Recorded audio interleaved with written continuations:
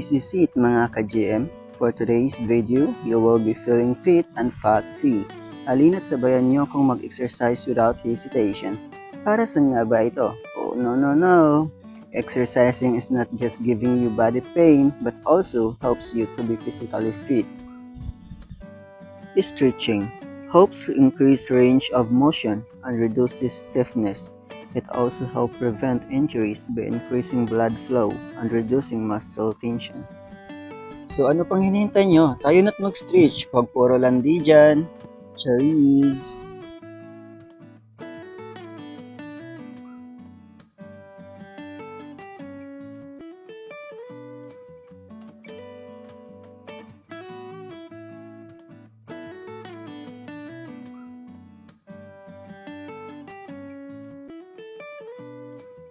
Jogging burns calories and helps with weight loss and maintenance. O ano, game ka na ba? Halina tumakbo para sa better health mo.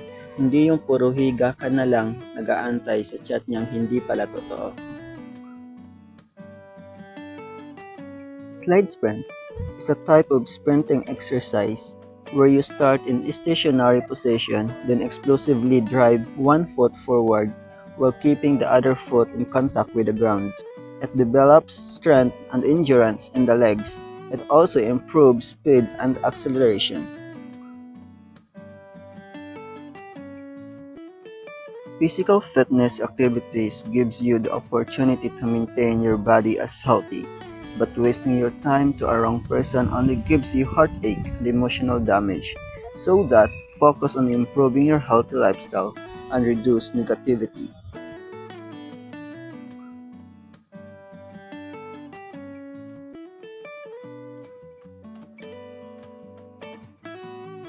Push-ups is a bodyweight exercise that targets the chest, shoulders, and triceps.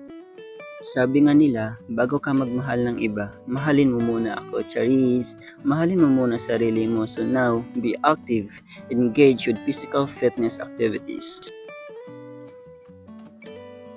Jumping jacks is a full body exercise that combines cardio and strength training.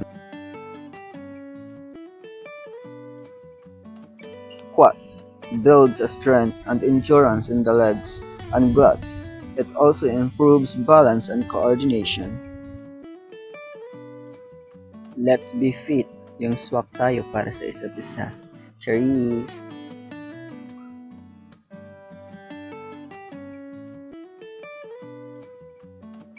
Step up.